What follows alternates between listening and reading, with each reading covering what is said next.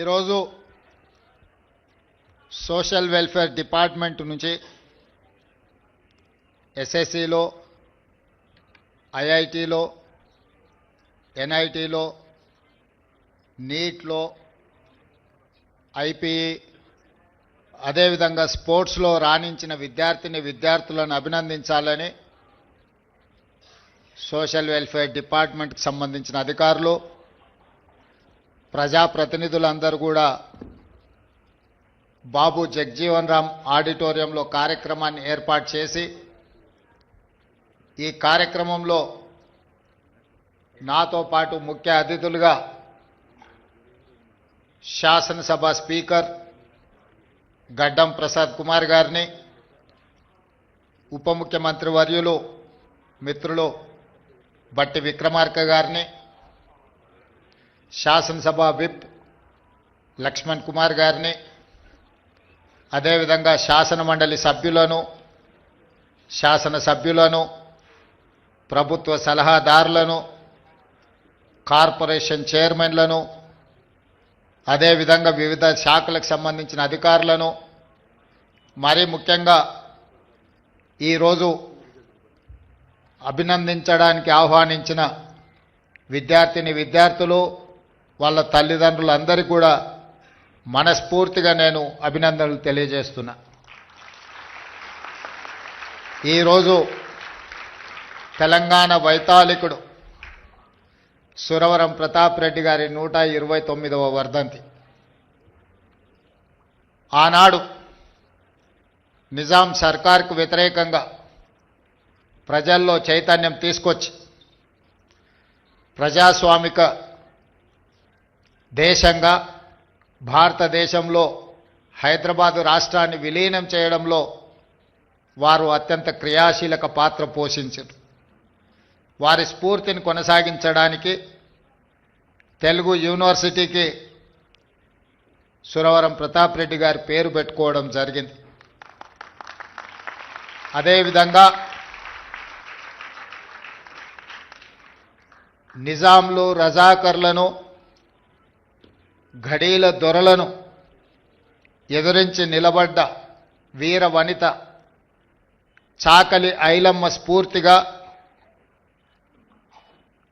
యూనివర్సిటీకే మహిళా యూనివర్సిటీ, కోటిలో మహిళా యూనివర్సిటీకి వీరవనిత చాకలి ఐలమ్మ పేరు పెట్టుకొని ఆ పోరాట స్ఫూర్తిని తాడిత పీడిత వర్గాలకు గొంతుకై పోరాటానికి స్ఫూర్తినిచ్చిన చాకలి ఐలమ్మ పేరు ఈరోజు మహిళా యూనివర్సిటీకి మనం పెట్టుకోవడం జరిగింది. ఇదే కాదు, టెక్స్టైల్ కళాశాలకు సంబంధించి కొత్తగా కేంద్ర ప్రభుత్వం అనుమతి తెచ్చుకోవడమే కాకుండా ఈరోజు దానికి డాక్టర్ కొండా లక్ష్మణ్ బాపూజీ మొదటి తరం తెలంగాణ ఉద్యమంలో తెలంగాణ రాష్ట్ర సాధన కోసం సర్వం త్యాగం చేసిన కొండా లక్ష్మణ్ బాపూజీ గారి పేరును ఈరోజు టెక్స్టైల్ యూనివర్సిటీకి మనం పేరు పెట్టుకోవడం జరిగింది.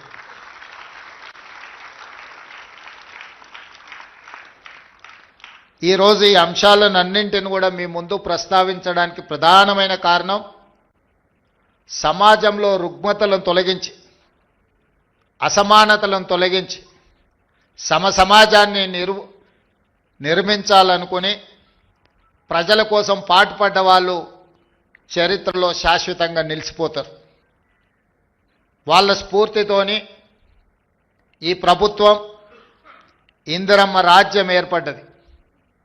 ఈనాడు ఈ వేదిక మీద మిత్రులు బట్టి విక్రమార్క గారు కావచ్చు, గడ్డం ప్రసాద్ కుమార్ గారు కావచ్చు, లేకపోతే డాక్టర్ కావ్య కావచ్చు, వంశీ కావచ్చు, డాక్టర్ లక్ష్మీకాంతరావు కావచ్చు, డాక్టర్ కవ్వంపల్లి సత్యనారాయణ కావచ్చు, లేకపోతే నాగరాజ్ ఐపీఎస్ కావచ్చు, వీళ్ళందరూ వేదిక మీద ప్రజాప్రతినిధులుగా చట్టసభలకు ప్రాతినిధ్యం వహించడమే కాకుండా వీళ్ళందరికీ కన్వీనర్గా పనిచేస్తున్న డాక్టర్ మల్లు రవి గారు కావచ్చు, వీళ్ళందరి జీవితంలో ఎందుకు రాణించిండ్రు? ఈరోజు చిన్న వయసులోనే వంశీ ఎంపీ కావడము, కావ్య డాక్టర్గా రాణించడమే కాకుండా ఈరోజు పార్లమెంట్ సభ్యురాలుగా ప్రాతినిధ్యం వహిస్తున్నదంటే దీనికి ప్రధానమైన కారణం ఈ దేశానికి స్వతంత్రం ఇప్పించిన కాంగ్రెస్ పార్టీ పండిత్ జవహర్లాల్ నెహ్రూ గారు మొట్టమొదటి ప్రధానమంత్రిగా ఈ దేశ ప్రజలు పరిపాలన చేసుకోవడానికి అవసరమైన రాజ్యాంగాన్ని రచించుకోవడానికి డాక్టర్ బాబాసాహెబ్ అంబేద్కర్ గారి నాయకత్వంలో ఈ రాజ్యాంగాన్ని ఈ దేశానికి అందించడం జరిగింది. డాక్టర్ బాబాసాహెబ్ అందించిన రాజ్యాంగం ఆ స్ఫూర్తి ఈనాడు కాంగ్రెస్ పార్టీ ఎస్సీ ఎస్టీ రిజర్వేషన్లు అందించడం ద్వారా సమాజంలో అణిచివేతకు గురైతున్న వీళ్లను, పాలితులుగా ఉన్న దళితులను, గిరిజనులను పాలకులుగా తయారు చేసి పాలసీలను ఈ దేశానికి అందించే అవకాశం కాంగ్రెస్ పార్టీ ఇచ్చింది. అందుకే వీళ్ళు చదువుకొని విద్యలో, ఉద్యోగాలలో, వృత్తి నైపుణ్యంలో కాంగ్రెస్ పార్టీ అందించిన రిజర్వేషన్లను అందిపుచ్చుకొని డాక్టర్లుగా, ఐపీఎస్లుగా, ప్రజాప్రతినిధులుగా ఈరోజు ఈ సమాజంలో రాణించి ఈరోజు ఈ వేదిక మీద నిలబడి మీకు ఆదర్శంగా మీ ముందు నించున్నారు. దీనికి ప్రధానమైన కారణం కాంగ్రెస్ పార్టీ, పండిత్ జవహర్లాల్ నెహ్రూ గారు, శ్రీమతి ఇందిరాగాంధీ గారు. మిత్రులారా, ఈరోజు ఈ గౌరవం, ఈ సమాజంలో గుర్తింపు వీళ్ళకు కులం వల్ల రాలేదు, వీళ్ళకు చదువు వల్ల గుర్తింపు వచ్చింది. చదువే ఈరోజు వాళ్ళని గౌరవం తెచ్చిపెట్టింది. ఆ చదువే ఈ వేదిక మీద ఈరోజు కూర్చోబెట్టింది. అప్పుడప్పుడు మేము మంచి ఇంగ్లీష్ మాట్లాడాలి ఎవరైనా ఉన్నారా అన్నప్పుడు గడ్డం వినోద్ గారిని నేను చూపిస్తుంటే హెచ్పిఎస్లో బ్రహ్మాండంగా చదువుకొని ఈరోజు మంచి లాంగ్వేజ్ పట్టు ఉన్న ఒక ప్రజాప్రతినిధిగా గడ్డం వినోద్ గారిని మేము చూపిస్తుంటాం. వీటన్నిటికీ కారణం జీవితంలో మొదటి సక్సెస్ చూసిన ఈరోజు ఎస్ఎస్సి కావచ్చు, ఐఐటి కావచ్చు, ఎన్ఐటి కావచ్చు, లేకపోతే నీట్లో రాణించిన ఈ పిల్లలందరికీ ఒక విషయం అర్థం కావాలి, మీరు మా పిల్లలు, ఈ సమాజంలో భాగస్వాములు.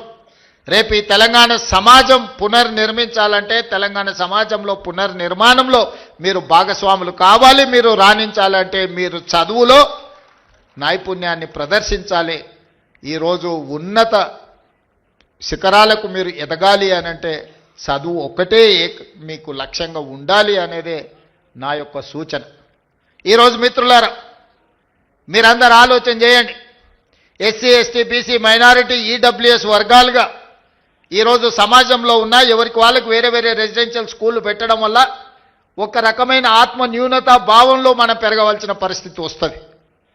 ఎందుకు ఈ సమాజం మమ్మల్ని దళితులు కదా అని ఒక పక్కన పెట్టిందా, లేకపోతే గిరిజనులని మమ్మల్ని ఇంకొక పక్కన పెట్టిరా, బలైన వర్గాలని మమ్మల్ని చిన్నచూపు చూస్తున్నారా అని మన మనసులో ఎక్కడో ఒక దగ్గర నిగూఢమైన అభద్రతా భావం ఉంటుంది. వీటిని తొలగించాలి అనంటే మనం అందరం కలిసి చదువుకోవాలి, కలిసి పెరగాలి, కలిసి జీవితాన్ని పంచుకోవాలి. అప్పుడే ఈ ఆత్మన్యూనతా భావం పోతుంది. ఈ సమాజ నిర్మాణంలో మీరు భాగస్వాములు అవుతారు అని ఆలోచన చేసి ఈరోజు రాష్ట్ర ప్రభుత్వం young India integrated residential schools అనే ఒక విధానాన్ని తీసుకొచ్చి ఈ దేశానికి ఆదర్శంగా ఉండే విధంగా 25 ఎకరాలలో ఒక కార్పొరేట్ కాలేజీలతో పోటీ పడే విధంగా ఈచ్ స్కూల్కి 200 కోట్ల రూపాయలు కేటాయించి ఈరోజు మీకు ఒక ఇంటర్నేషనల్ స్టాండర్డ్స్ ఎడ్యుకేషన్ని, not only infrastructure, educational qualification కూడా, అక్కడ ఉండే క్వాలిటీ కూడా పెంచాలి అని ఒక లక్ష్యంతో ఈరోజు మేము పనిచేస్తున్నాం. ఈరోజు చాలామంది విమర్శిస్తున్నారు. ఇవాళనే ఒక పత్రికలో చూసిన, ఈ SC ST BC minority EWS పిల్లలకు 200 కోట్ల రూపాయలు పెట్టి 100 అంటే దాదాపుగా 25,000 కోట్ల రూపాయలు ఖర్చు పెట్టి కట్టాల్సిన అవసరం ఉందా అని ఒక పత్రిక రాసింది, ఒక రాజకీయ పార్టీకి సంబంధించిన పత్రిక. కరెక్టే మీ విధానంలో, ఎందుకంటే మీరు అధికారంలో ఉన్నప్పుడు బర్రెలు, గొర్రెలు, చేపలు, చెప్పులు కుట్టుకోండి అనే స్కీములు మీరు తీసుకొచ్చిండ్రు. ఆనాడు బడుగు బలైన దళిత గిరిజన మైనారిటీ వర్గాలు ఏం చేయాలంటే దళితులు చెప్పులు కుట్టుకోవాలి, బలహీన వర్గాలు చేపలు పట్టుకోవాలి, ట్రైబల్స్ పందులు పెంచుకోవాలని గత ప్రభుత్వంలో స్కీములు వచ్చినాయి. మీరు అందరూ చూడండి, గత 10 సంవత్సరాలలో ఏం చెప్పారు? బర్రెలు గొర్రెలు ఇస్తాం, చేపలు ఇస్తాం, చెప్పులు కుట్టుకోండి, మీకు స్కీములు ఇస్తామని చెప్పిండ్రు తప్ప మీకు చదువు చెప్తాం, మీకు రాజ్యాధికారం ఇస్తాం, మీ రాజ్యం నిర్మాణంలో మిమ్మల్ని భాగస్వాములను చేస్తామని చెప్పలేదు. మీ చదువుకున్న నిరుద్యోగ యువకులకు పీజీలు, పిహెచ్డీలు చదివి ఇవాళ చాలామంది పేదోళ్ళు, నేను గ్రామీణ ప్రాంతం నుంచి వచ్చిన, గ్రామీణ పరిస్థితులు ఎట్లుంటాయో క్షుణ్ణంగా అవగాహన ఉన్నవాడిగా చెప్తున్నా. తల్లిదండ్రులు ఉపాధి హామీ కూలికి పోయి ఇళ్లల్లో పాచి పనులు చేసి రూపాయి కూడబెట్టి వాళ్ళ పిల్లల్ని ఉస్మానియా కాకతీయ యూనివర్సిటీలకు పంపించి పీజీలు పిహెచ్డీలు చదివిస్తే మళ్ళీ చదువుకున్న యాదోల పిల్లగాడు ఊరికెళ్ళి గొర్రెలు పెట్టుకోవాలంట, దళితుల పిల్లలు చెప్పులు కుట్టుకోవాలంటే దీనికోసం ఆ తల్లిదండ్రులు కష్టపడి పీజీ పిహెచ్డీలు చదివించిందని నేను అడుగుతున్నా. ఎందుకు ఆ 10 సంవత్సరాలలో ఉద్యోగ నోటిఫికేషన్లు ఇవ్వలేదు? ఉద్యోగ నోటిఫికేషన్ల కోసం ఉస్మానియా కాకతీయ యూనివర్సిటీల నుంచి మొదలు పెడితే అశోక్ నగర్ చౌరాస్తా వరకు నోటిఫికేషన్ల కోసం అల్లాడిన పిల్లలు లేరా? తెలంగాణ ఉద్యమంలో ఒక్కరైనా మీ పిల్లలు చచ్చిండ్రా? చచ్చిపోయిన పిల్లలందరూ ఈ పిల్లలే కదా. ఆ పిల్లలు ఉద్యోగాల కోసమే కదా సర్వం త్యాగం చేసింది. తెలంగాణ ఉద్యమంలో ముందు బాగానే నిలబడి పోరాటం చేసింది. వాళ్ళ తల్లిదండ్రులు మా బ్రతుకులు ఎట్లాగూ కూలి నాలి చేసుకొని పల్లెల్లో పేదరికంలో మగ్గిపోయిన మా పిల్లోడు చదువుకుంటే మా జీవితాలు బాగుపడతాయి, దాంతో మా తర్వాతి తరాలు బాగుంటాయన్న ఆలోచనతో చదివిస్తే ఉద్యోగ నోటిఫికేషన్లు ఇవ్వకుండా 10 సంవత్సరాలు వాళ్ళ జీవితాలతో చెలగాటమాడిన వాస్తవం కాదా? ఈరోజు నేను సివిల్ సొసైటీలో పనిచేసే వాళ్ళ తరఫున వాళ్ళు నన్ను కలిసి మాట్లాడినప్పుడు 23-24 సంవత్సరాల యువకుడు పోటీ పరీక్షలకు ప్రిపేర్ అవుదామని హైదరాబాద్కు వస్తే 10 సంవత్సరాలు నోటిఫికేషన్ లేకపోతే వాడి జీవితంలో 23-24 సంవత్సరాల నుంచి 35-36 సంవత్సరాల వరకు జీవితంలో నిలదొక్కుకోకుండా, పెళ్ళి లేకుండా, కుటుంబంతో ఉండకుండా ఈరోజు వాళ్ళ జీవితాలు కాలగర్భంలో కలిసిపోతుంటే ఆ తల్లిదండ్రుల దుఃఖం అనేది కుర్చీలో ఉన్నవాడికి ఉండాలి కదా. మీ కుటుంబంలో పార్లమెంటు కోడిపోతే 6 నెలలు తిరగకముందే ఉద్యోగం ఇచ్చుకున్నారు. మీ బంధువులను ప్రజలు తిరస్కరిస్తే ఎంబడెంబడే నామినేట్ పదవులు ఇచ్చుకున్నారు. మీ పిల్లలకు ఎప్పుడు ఉద్యోగాలు ఉండాలి, మీ పిల్లలకు పెద్ద పెద్ద ఫామ్ హౌజులు ఉండాలి, మీరు ఆగర్భ శ్రీమంతులుగా బెంచ్ కార్లలో తిరగాలి. మేమేం వద్దంటలేం, మీరు లావిష్ లైఫ్ మీరు గడపండి, కానీ కనీసం మా పిల్లలకు పోటీ పరీక్షలు నిర్వహించాలన్న ఆలోచన మీకు రాలే. ఇవాళ మా ప్రభుత్వం వచ్చిన మొదటి సంవత్సరంలో ఆన్ రికార్డ్ నేను ఛాలెంజ్ చేస్తున్న, ఈ దేశంలో ఏ రాష్ట్ర ముఖ్యమంత్రినైనా, ఏ ప్రభుత్వమైనా, ఏ పాలకులైనా ఒక్క సంవత్సరంలో 59,000 ప్రభుత్వ ఉద్యోగాలు ఇచ్చిన ఎవరైనా ముఖ్యమంత్రి రాష్ట్ర ప్రభుత్వం ఉంటే వాళ్ళు విధించే ఏ శిక్షకైనా నేను మా ఉప ముఖ్యమంత్రి గారు సిద్ధంగా ఉన్నాము.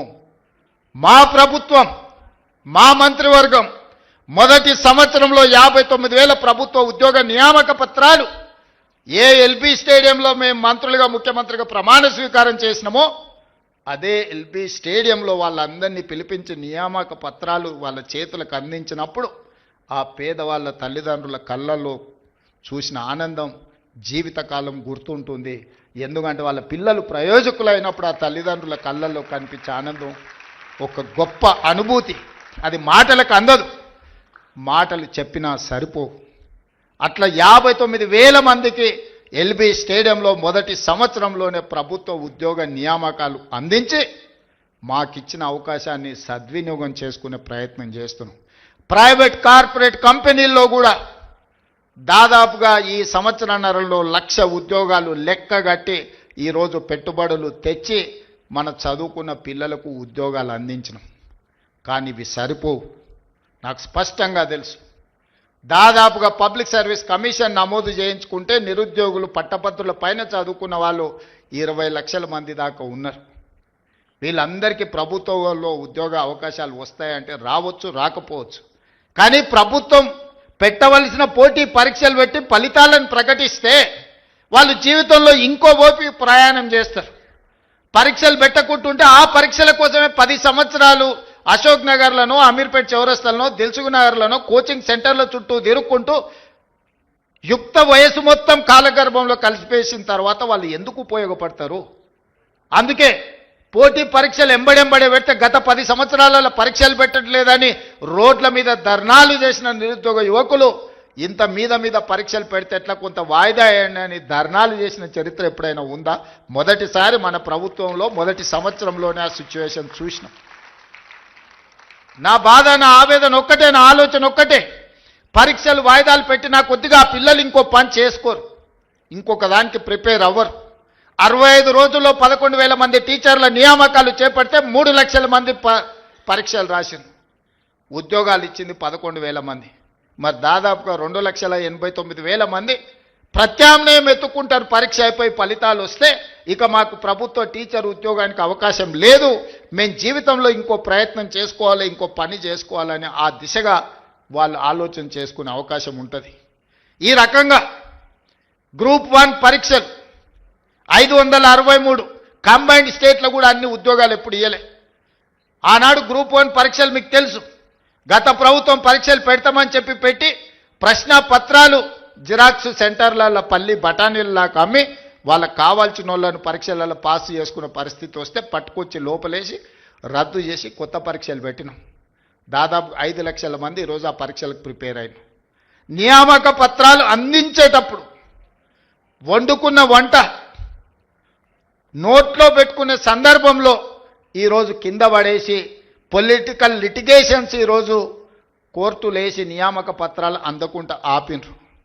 ఇది ఒక ఆవేదన. ఎందుకంటే సమాజానికి మంచి చేద్దాం అనుకున్నప్పుడు కొంతమంది ఇట్లాంటి వాళ్ళు ఉంటారు.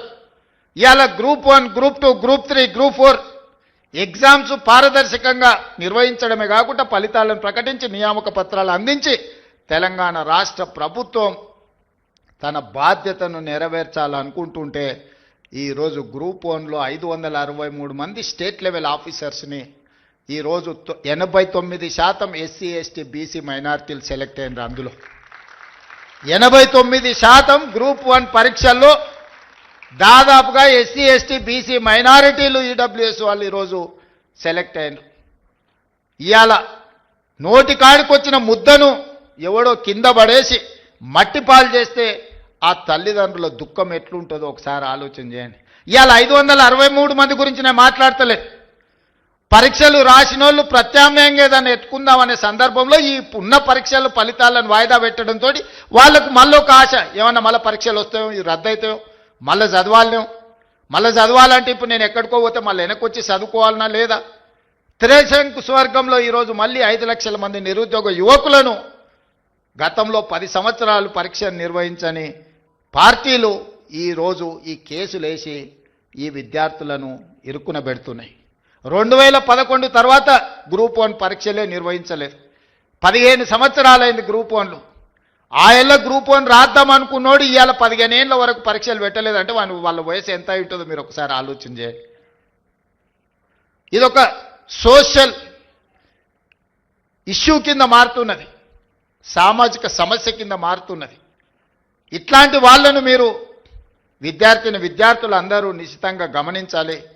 ఇలాంటి వాళ్ళను ఎక్కడైనా ఎదురుపడితే అడగాలి, ఎందుకయ్యా మా ఉద్యోగాలకు అడ్డం పడుతున్నారు? ఎవరైనా వాళ్ళ ఎన్నికలు ఒక 6 నెలలు ఆగుతారా? వాళ్ళ ఇంట్లో ఓడిపోతే 6 నెలలు కూడా ఒక్కరికి కూడా ఆపకుండా ఉద్యోగాలు ఎంబడెంబడే ఇచ్చారు. కానీ మన పిల్లల ఉద్యోగాలకు వచ్చేటప్పటికి వాళ్ళకు ప్రతిదీ రాజకీయమే. అందుకే ఈరోజు మన పిల్లల్ని ప్రోత్సహించాలి, వాళ్ళని అభినందించాలి, స్వయంగా వాళ్ళని కలవాలి. ఇక్కడున్న అందరు నేను అడుగుతున్న, తెలంగాణ వచ్చిన 10 సంవత్సరాలలో ఎప్పుడన్నా ముఖ్యమంత్రిని కలిసిరా? మీరు కలిసిరా? ఎవరైనా కలిసిన వాళ్ళు ఎవరైనా ఉంటే చేయొద్దండి. కానీ నేను మిమ్మల్ని రెగ్యులర్ కలుస్తూనే ఉన్నా కదా. ఇది తేడా. ప్రజాపాలనకు దొరల పాలనకు. ముఖ్యమంత్రి అంటే ఆకాశంలోకి వెళ్ళి ఊడిపడ్డ పదవి కాదు, అది ప్రజలు ఆశీర్వదించి, ముఖ్యంగా దళితులు, గిరిజనులు, ఆదివాసీలు ఆశీర్వదిస్తే ఈ కుర్చీ వస్తుంది. ఆ కుర్చీ వాళ్ళ కోసం కాకుండా మన కోసం వినియోగించుకోవడం కాదు. అందుకే మీ మధ్యలో ఉండాలి, మీతో ఆలోచనలు పంచుకోవాలి. ఇదే కాదు, సివిల్స్ గతంలో మన దగ్గర ఐఏఎస్లు ఐపీఎస్లు సెలెక్ట్ తక్కువ అయ్యేవాళ్ళు. ఎందుకంటే కోచింగ్కి వెళ్ళాలంటే ఢిల్లీకి వెళ్ళాలనో ఇతర ప్రాంతాలకు వెళ్ళాలన్నట్టుగా ఉండే. మన దగ్గర ఉన్న కోచింగ్ సెంటర్లు లిమిటెడ్. అందుకే బట్టి విక్రమార్క గారితో మాట్లాడి సింగరేణి సంస్థ నుంచి సివిల్స్కు ప్రిలిమ్స్ పాస్ అయినా మెయిన్స్ పాస్ అయినా వాళ్ళ ఫీజుల కోసం ప్రోత్సాహకం అందించాలని రాజీవ్ అభయ హస్తం కింద వాళ్ళకు లక్ష రూపాయలు మొదటి విడత, రెండోసారి ₹1,00,000 ఇస్తే ఈరోజు చాలామంది మన గిరిజనులు, మన బీసీల పిల్లలు ఐఏఎస్లు ఐపీఎస్లు క్లియర్ చేసింది. ఆ పిల్లలు కలవడానికి వచ్చినప్పుడు ఐ ఫెల్ట్ వెరీ హ్యాపీ. ఎందుకంటే అరే మన పిల్లలు సాధించారు, మన రాష్ట్రానికి వచ్చినా రాకపోయినా ఏ రాష్ట్రంలో అయినా ఐఏఎస్లు ఐపీఎస్లుగా వాళ్ళు ఉంటే, కేంద్ర ప్రభుత్వంలో ఉంటే మన రాష్ట్రానికి ఉపయోగం ఉంటుంది. ఇవాళ ఇక్కడికి వచ్చిన పిల్లలందరికీ నా సూచన ఒక్కటే, మీరు జీవితంలో తొలి మెట్టు ఎక్కబోతున్నారు. ఇప్పుడు ఎన్నో అట్రాక్షన్స్ ఉంటాయి, లైఫ్ అంతా కలర్ఫుల్గా కనిపిస్తుంటుంది, రకరకాల ఫ్రెండ్స్ ఉంటారు, అన్ని రకాల వాళ్ళు ఉంటారు. మనం నెక్స్ట్ లెవెల్కి వచ్చినప్పుడు ఇంటర్ నుంచి డిగ్రీయో లేకపోతే ఇంజనీరింగో లేకపోతే డాక్టర్లు పోయినప్పుడు ఇవన్నీ కూడా మనల్ని అట్రాక్ట్ చేస్తుంటాయి. కానీ జీవితంలో 25 సంవత్సరాల వయసు వచ్చే వరకు నిబద్ధతతోని కష్టపడి చదువుకొని కెరీర్లో రాణిస్తే ఆ తర్వాత 40-50 సంవత్సరాలు ఈ సమాజంలో గౌరవంతో బ్రతకొచ్చు. డాక్టర్లుగా, లాయర్లుగా, ఇంజనీర్లుగా, ఐఏఎస్లుగా, ఐపీఎస్లుగా, ఐఎఫ్ఎస్లుగా, ప్రజాప్రతినిధులుగా, ఎమ్మెల్యేలుగా, ఎమ్మెల్సీలుగా, ఎంపీలుగా, మంత్రులుగా, ముఖ్యమంత్రులుగా రాణించడానికి అవకాశం ఉంటుంది మొదటి 25 సంవత్సరాలు కష్టపడితే. ఈ మొదటి 25 సంవత్సరాలలో 15 సంవత్సరాల నుంచి 25 సంవత్సరాలు అత్యంత కీలకమైన సమయం. ఇప్పుడు మీరున్న వయసు. ఎన్నో రకాల ఊహాలోకాల్లో తిరుగుతుంటాం, ఎన్నో రకాల అట్రాక్షన్స్ మనల్ని అట్రాక్ట్ చేస్తుంటాయి.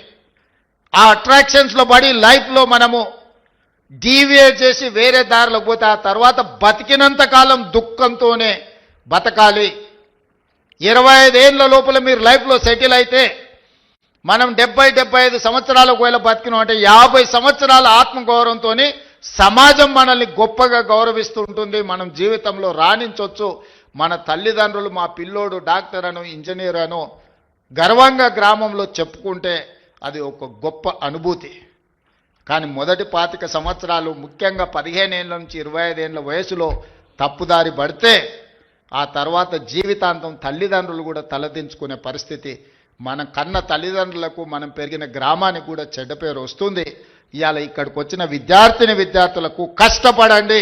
మీలో టాలెంట్ ఉంది, మీలో సెల్ఫ్ కాన్ఫిడెన్స్ ఉంది. ఉన్న వేదిక మీదకి వచ్చిన పిల్లల్ని చూస్తే మాకు సర్ప్రైజ్, మేము చదువుకుంటాం మాకు అంత కాన్ఫిడెన్స్ కానీ మాకు అట్లాంటి అవకాశం కానీ ఎప్పుడు రాలే. నేను కూడా మొత్తం గవర్నమెంట్ స్కూళ్ళలోనే చదువుకుంటూ వచ్చిన ఇంటర్మీడియట్ వరకు. మాకెప్పుడు ఇట్లా మంత్రులను ముఖ్యమంత్రులను కలిసి లేకపోతే మేము మా లైఫ్లో మా ఎడ్యుకేషన్లో మేము సక్సెస్ చూసినాం అని మమ్మల్ని ఎవరు పిలిచిన వాళ్ళు కానీ అభినందించిన వాళ్ళు కానీ షేక్ హ్యాండ్ ఇచ్చిన వాళ్ళు కానీ లేరు. కానీ ఈరోజు మీ సెల్ఫ్ కాన్ఫిడెన్స్ పిల్లల్ని ఒకరొకరిని చూస్తుంటే నాకు నిజంగా చాలా సంతోషం అనిపించింది. మా పిల్లలు ఖచ్చితంగా రాణించగలుగుతారు. వాళ్ళ తల్లిదండ్రులకు వాళ్ళ పుట్టిన ఊరికే కాదు ఈ రాష్ట్రానికి కూడా ఒక గొప్ప పేరు తీసుకొస్తారు. ఈ రాష్ట్ర పునర్నిర్మాణంలోనే కాదు ఈ దేశానికే ఒక గొప్ప నాయకత్వాన్ని అందించే గొప్ప వ్యక్తులు మీరు అవుతారని నాకు సంపూర్ణమైన విశ్వాసం ఉంది. ఇవాళ ప్రభుత్వ పాఠశాలలో 29,533 ప్రభుత్వ పాఠశాలలు ఉన్నాయి. అందులో మనకు 26,41,536 మంది విద్యార్థులు చదువుకుంటారు. కానీ ప్రైవేట్లో 11,217 స్కూళ్ళు ఉంటే 36,87,752 మంది స్టూడెంట్స్ ఉన్నారు. మరి నేను ఒకటే అడుగుతున్నా ఈ వేదిక మీద నుంచి మా సిబ్బందిని కానీ ప్రజాప్రతినిధులు కానీ ఇక్కడికి వచ్చిన విద్యార్థులు, ప్రైవేట్లో 11,000 స్కూళ్ళల్లో 36 లక్షల మంది చదివితే గవర్నమెంట్లో 26,000 స్కూళ్ళల్లో 24 లక్షల మంది చదువుకుంటున్నారు. ఎక్కడో మనం ఇంకా మన విశ్వాసాన్ని పెంపొందించుకోవాల్సిన అవసరం ఉంది. నమ్మకం కలిగించాలి. ఈరోజు పేదలకు సంపూర్ణమైన విశ్వాసం ప్రభుత్వ పాఠశాలల్లో రెసిడెన్షియల్స్ కావచ్చు, కస్తూర్బా కావచ్చు, అంగన్వాడీ కావచ్చు, పునాదులు పడాలి. ఈరోజు దాన్ని తీర్చిదిద్దాలి అని ఈరోజు మా ప్రభుత్వం నిర్ణయం తీసుకున్నది. ఒక్క 2-3 విషయాలు ఇక్కడ ఉన్న విద్యార్థులకు చెప్పదలుచుకున్నా. 100 సంవత్సరాల తర్వాత ఉస్మానియా యూనివర్సిటీ 100 ఏళ్ల చరిత్ర కలిగిన యూనివర్సిటీ. 100 ఏళ్లలో ఒక్క దళితుడు కూడా వైస్ ఛాన్సలర్ కాలే. ఈరోజు ఒక దళితుడిని ఈరోజు వైస్ ఛాన్సలర్గా మన ప్రభుత్వం నియమించింది. ఈరోజు arts college principal professor Kasim మా ఊరివాడు ఈరోజు ఆర్ట్స్ కాలేజ్కి ప్రిన్సిపాల్ అండ్ మెరిట్తో చదువుకుంది. ఇవాళ అంబేద్కర్ యూనివర్సిటీకి డాక్టర్ గంటా చక్రపాణి, ప్రొఫెసర్ చక్రపాణి ఈరోజు వైస్ ఛాన్సలర్గా ఉన్నాడు. ఇవాళ రాజీవ్ గాంధీ IIIT మీరు చదువుకోబోయేదానికి గోవర్ధన్ ఈరోజు మీకు వైస్ ఛాన్సలర్గా ఉన్నాడు. హయ్యర్ ఎడ్యుకేషన్లో ప్రొఫెసర్ పురుషోత్తం వైస్ చైర్మన్గా ఈరోజు మీకు ఉన్నాడు. ఈరోజు విద్యా కమిషన్ని విద్యలో సమూలమైన సంపూర్ణమైన మార్పులు తీసుకురావాలి అని అంటే ఏమి చెయ్యాలి అంటే ఆ ఆత్మ ఉండాలి అని చెప్పి ఈరోజు మురళి ఐఏఎస్ ఆఫీసర్ని ఈరోజు విద్యా కమిషన్ చైర్మన్గా నియమించిన. ఈరోజు ఎలక్షన్ కమిషన్కి రాని కుమిదిని ఈరోజు మనం నియమించినాం. ఈరోజు అసెంబ్లీ స్పీకర్ గడ్డం ప్రసాద్ గారు ఉన్నారు. ఇంతమందికి ఎప్పుడైనా ఈ దళిత బిడ్డలకి ఇన్ని అవకాశాలు వచ్చినాయా? మీరు ఒక్కసారి ఆలోచన చేయండి. ఇవాళ ప్రజాప్రభుత్వం ఉన్నది కాబట్టి అసెంబ్లీ స్పీకర్ ఆయన ముఖ్యమంత్రిని చేస్తాను మోసం చేస్తే ఆయనను అధ్యక్ష అని పిలిచి మైక్ అడుక్కునే పరిస్థితి ఒక దళిత బిడ్డ చేతిలో పెట్టి నువ్వు ఆడ తప్పించుకున్నా ఈడ తప్పించుకోలేవు అని చెప్పి మా సోదరుడు గడ్డం ప్రసాద్ కుమార్ గారిని అసెంబ్లీ స్పీకర్గా ఈరోజు ఇందిరమ్మ రాజ్యంలో ప్రజాప్రభుత్వంలో మనం చేసినాం. ఆర్ట్స్ కాలేజ్ కానీ, ఉస్మానియా యూనివర్సిటీకి కానీ, లేకపోతే అంబేద్కర్ యూనివర్సిటీకి కానీ, రాజీవ్ గాంధీ ట్రిపుల్ ఐటీకి కానీ, హయ్యర్ ఎడ్యుకేషన్లో కానీ, విద్యా కమిషన్లో కానీ, ఎలక్షన్ కమిషన్లో ఇన్ని చైర్మన్ పదవులు. ఈరోజు ఈవెన్ లాలో కూడా పబ్లిక్ ప్రాసిక్యూటర్ నాగేశ్వరరావు గారిని దళితుడిని ఈరోజు పెట్టినాం. ఇప్పటివరకు స్వతంత్రం వచ్చినప్పటి నుంచి ఏ రోజు కూడా ఒక దళితుడికి అవకాశం రాలే. ఇన్ని ఎస్సీ కార్పొరేషన్ ప్రీతం సార్ అది. సో నేను అనేది ఏంటి అంటే ఇవన్నీ కూడా కులం ఒక్కదాంతోనే అవకాశాలు రాలే, వాళ్ళు చదువుకున్నారు కాబట్టి ఇవాళ అవకాశాలు వచ్చినాయి. ఇవాళ ఫైనాన్స్ మేము తీర్చిదిద్దుతున్నాం అంటే సెంట్రల్ యూనివర్సిటీ స్టూడెంట్ ఈరోజు డిప్యూటీ సీఎంగా సెంట్రల్ యూనివర్సిటీలో చదువుకొని రాణించిన మల్లు బట్టి విక్రమార్క గారు ఈరోజు ఆర్థిక మంత్రిగా డిప్యూటీ సీఎంగా ఉన్నాడు కాబట్టి ఈ నిధులన్నిటిని కూడా ఒక సిస్టమేటిక్గా స్ట్రీమ్ లైన్ చేసి మీ దగ్గరికి పంపిస్తున్నాం. దీనికంతా చదువే కారణం. దేశ భవిష్యత్తు తరగతి గదుల్లో ఉంది. ఇవాళ మీరు కష్టపడి చదువుకొని రాణిస్తే ఈ రాష్ట్రానికే మీరు నాయకత్వం వహించే అవకాశం వస్తుంది. మీరందరూ రాణించాలని, మీ జీవితం ఉజ్వలంగా ఉండాలి అని, ఈ ప్రభుత్వం మీకు అండగా నిలబడుతుంది అని, రేవంత్ అన్న అని మీరు ఎప్పుడు పిలిచినా మీకు పలికే నాయకుడిగా మీకు తోడుగా నేను ఉంటానని, మా పిల్లలు రాణించాలి, మా పిల్లలు బాగుండాలి అని నిండు మనసుతో ఈ వేదిక మీద ఉన్న మేమందరం కోరుకుంటున్నాము. మీ మంచే మా మంచి. ఈరోజు ఏది జరిగినా మీరు బాగుంటే ఈ రాష్ట్రం బాగుపడుతుందని సంపూర్ణంగా నమ్ముతూ ఈ పిల్లలందరికీ మనస్ఫూర్తిగా అభినందన తెలియజేస్తున్నా. రాణించండి. ఈరోజు స్పోర్ట్స్ కోసం కూడా ఈరోజు young India skill university, skills లేని వాళ్ళకి స్కిల్స్ నేర్పడానికి యంగ్ ఇండియా స్కిల్స్ యూనివర్సిటీ ప్రారంభించినాం. అదేవిధంగా స్పోర్ట్స్లో రాణించడానికి యంగ్ ఇండియా స్పోర్ట్స్ యూనివర్సిటీని ఈరోజు పెట్టినాం. ఈరోజు పోలీసులో పనిచేసే వాళ్ళకు యంగ్ ఇండియా పోలీస్ స్కూల్ అంటే ఒక సైనిక్ స్కూల్ లాగా రాణించడానికి young India police school police డిపార్ట్మెంట్లో పనిచేసే వాళ్ళకి పెట్టినాం. ఈరోజు గ్రామీణ ప్రాంతాలలో ఉండే పేదవాళ్ళకి ఎస్సీ ఎస్టీ బీసీ మైనారిటీ అదేవిధంగా ఈడబ్ల్యూఎస్ పిల్లలకు young India integrated residential schools పెట్టినాం. మీరు యంగ్ ఇండియాలో భాగస్వాములు. Young India is my brand. మీరు నా బ్రాండ్ అంబాసిడర్లను తెలియజేస్తూ మీ అందరిని అభినందిస్తూ సెలవు తీసుకుంటున్నా. ధన్యవాదాలు మిత్రులారా.